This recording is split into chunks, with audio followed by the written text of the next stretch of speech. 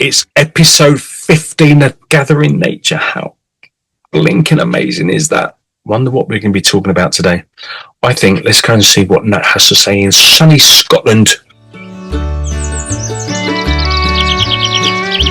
Hi and welcome to Scotland again. We're just coming out of the woods along by the river. You might be able to hear the river in the background, I hope. And what we have here is lady's bed straw. No real use for it medicinally that I'm aware of. So let me know if you know any different in the comments. And it is a strewing herb. It's actually a bit damp at the moment, we had rain today.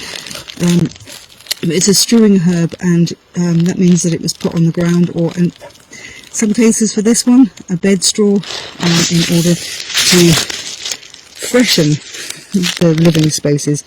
In days where people would have had cattle in one half of the house, and then the other half would have been what they would have been living in. Sometimes it wasn't always so pleasant to smell. Different type of cattle breeding and looking after these days. So we're going to be talking about ladies' bed straw. I think there's only one thing to do, and that's go chat with Nat.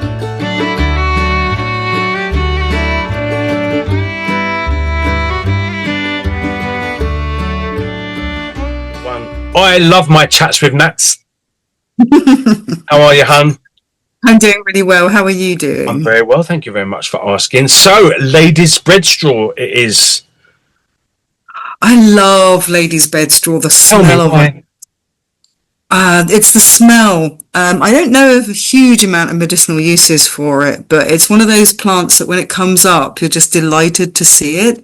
It has a really kind of, trying to describe it, it's very, I won't say aromatic, but that's going to not be descriptive enough. It's very, it has like hints of yang yang and jasmine, but with a deeper note behind it. Okay. So it's pungent or not? It's not overly pungent. You have to really get down to it or to pick it and then smell it really quite close to get the smell, or crush it to get the smell. But when you get it right, you can actually, when you leave it in a little vase, because it's quite a small plant, it will fill a room when you walk past it. Okay, nice. It's very powerful in that sense, but outside I don't often get that unless it's a really still, kind of slightly humid day, then you get the smell of. At least is it more fantastic. Yeah. And where does it grow? Like what kind of environments does it grow in? I've normally seen it along the side of the roads or down the side of paths. So pretty much anywhere in the wild then? It does grow in... Hang on, I did look this up earlier because I was quite intrigued by where it grows actually. Because it's here and has been used for a long time here. So it was used as a strewing herb. Okay. So it was laid on the ground, so when you walked over it, you'd get the smell. But it was also to put mattresses because it's got curcumin in, which helps get rid of the fleas. Okay. It's not such an issue in modern day world, but back then it was. Yeah. Much vitally important, to be fair. Do you know any kind of medicinal culinary uses for the plant? Not particularly. It was used to curdle milk. Okay. So yeah, it's grown across Europe, North Africa, temperate in Asia, Israel, Lebanon, Turkey, to Japan, and naturalized in Tasmania, New Zealand, Canada, and in the northern half of the United States. So it's got a wide area that it grows. It's huge. Absolutely huge. But apart from smelling lovely and used to be strewn over floors and put in mattresses and pillows, there's nothing medicinal or culinary that you could use it for, or any parts of it? It's used culinary to curdle milk, and it was the plant that was used to originally create the colour for double Gloucester cheese. Really? Yeah, isn't that nice? Okay, that's super cool. Wow, okay. Have you ever used it in any of your medicines or creations? You know, I've been so captivated by its smell that I've just kind of left it as this lovely scent to waft around in my house. Could you use the flower as like a cordial, like you would maybe with it, like elderflower, stuff like that? Would I've you? never tried that, but I don't see why you wouldn't. Wouldn't it be poisonous or toxic or? Depends on the level of some of the chemicals, like curcumarins and stuff. But if it was used as a dye,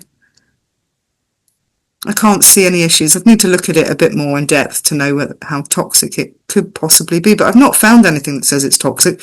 It was used to infuse spirits. I guess if you're going to be walking on it barefoot or lay on it as well, it's going to be obviously quite safe, really.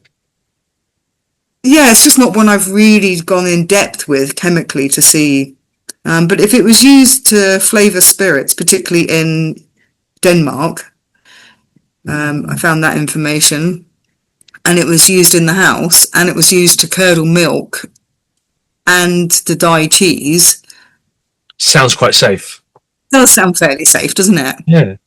Maybe we should try dyeing some cheese here with it. That'd be interesting. Or even making a cordial with it, or a syrup or something could be quite nice. Yeah, I'll look into that and let you know. I guess perfume and stuff like that, no? Yeah, that's what I really love it for. But it would make assuming you would be able to capture the smell. That's often the problem, because they're quite light and volatile chemicals, so they disappear very quickly. I wonder. No, right, okay, that's definitely a project for next year. I shall make a cordial of it and send you. Let me know. People at home, have you used ladies' bed straw? Not ladies' bed saw, which I used to call it quite a bit, but ladies' bed straw. Have you used it for anything? Do you know anyone? Has anyone in your family, your ancestor used it? Please make a comment on the comment section. Should we go and see if Jackie knows anything? Yes, because there's quite a lot in mythology about this one. Oh, okay then. Well, Jackie, I hope you're going to come up with the goods, kiddo. Let's go and meet our wonderful witch of the West Country. Well, it is that time. And how wonderful that time is. We're going all the way to Avalon, UK, to wonderful Glastonbury, to meet our wonderful witch of the West Country, the amazing Jackie Thackway, to see what she has to say about ladies' bed straw. So we're going to look at ladies' bed straw. This is a herb that I don't work with and haven't really worked with, so I've had to look it up. So I've got my notes with me. It's linked with protection, childbirth and good fortune. There were three things that I can find out about it. Childbirth one is quite interesting. It was said that Mary, the mother of Jesus, gave birth to Jesus on a bed of different herbs, including ladies' bed straw. And from that, people then said that if you stuffed the mattress of a woman in labour with ladies' bed straw, that it would ease the pangs of labour and make the labour far more easy. It's associated with the summer solstice, and I've got a little note here that says wreaths made from ladies' bed straw were thrown about the house, divining the solstice celebrations. And if you were throwing these things at each other around the house, if you caught it or you dropped it, that would predict good or ill will, depending on what you did. So if you've caught it, good luck, and if you dropped it, bad luck. It's also associated with abundance. So wearing it, having a sprig of it, keeping some of it in your purse, hanging it in the house, all brings abundance. So it's really good for using in spells of abundance, in jars or spell bags, or as I've said, wearing it, keeping it in your purse, for both protection and abundance. That's about all I could find about ladies' bed straw. Thank you so much for joining us today. It's been wonderful to catch up with you. It's been wonderful to catch up with Nat and Jackie as well. We will see you next week on Gathering Nature. Please do not forget to subscribe, to share, to comment, to hit the tinkly bell, and catch all the episodes. You can go and see them all out, like we said in the in our chat. If you have any information about any of the plants that we discuss on this show, please put them in the comment section. We always want to learn more as well. Nat, Jackie, and I will see you next week. Take care. Bye-bye.